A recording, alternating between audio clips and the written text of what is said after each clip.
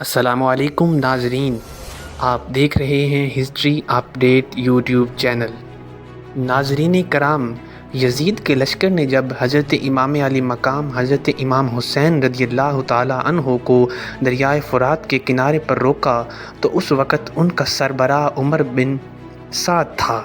उमर बिन साद ने अपने लश्कर को 4 हिस्सों पर तकसीम करके हर एक हिस्से का एक अमीर बनाया था।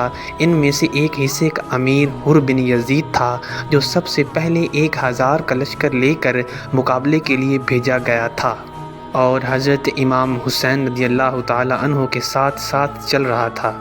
इसके दिल में अहले बैत अतहार की मोहब्बत का जज्बा बेदार हो चुका था। इस वक्त अपनी साबका कार्रवाई पर नादम होकर हज़रत इमाम अली मकाम के करीब होते होते घोड़ा दौड़ाकर हज़रत इमाम हुसैन के लश्कर में आ मिला और अर्ज़ किया कि मेरी इब्तदाई गफलत और आपको वापसी के लिए रास्ता ना देने का नतीजा इस सूरत में ज़ाहिर हुआ जो हम देख रहे हैं।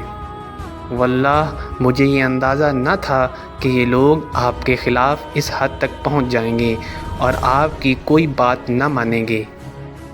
अगर मैं ये बात जानता तो हरगिज़ आपको ना रोकता।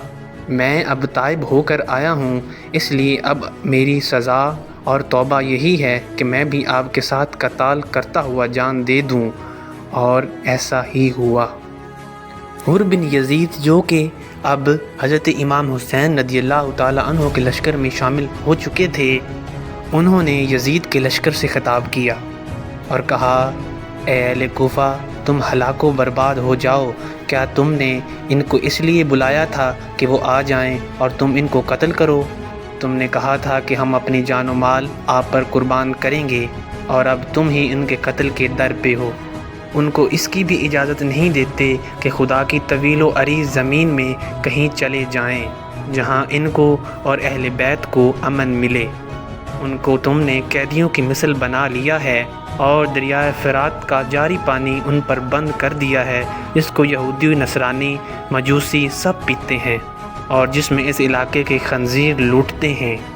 हज़रत इमाम अली मकाम इमाम हुसैन रज़ियल्लाहु ताला अन्हो और उनके अहले बैत प्यास से बेहोश हो रहे हैं। तुमने मोहम्मद सल्लल्लाहु अलैहि वसल्लम के बाद उनसे उनकी औलाद के बारे में नहायत शर्मनाक सलूक किया।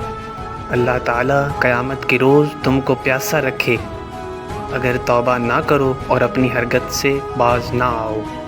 अब हुर बिन यज़ीद पर तीर फेंके गए और वो वापस आ गए और हज़रत इमाम अली मकाम के आगे खड़े हो गए।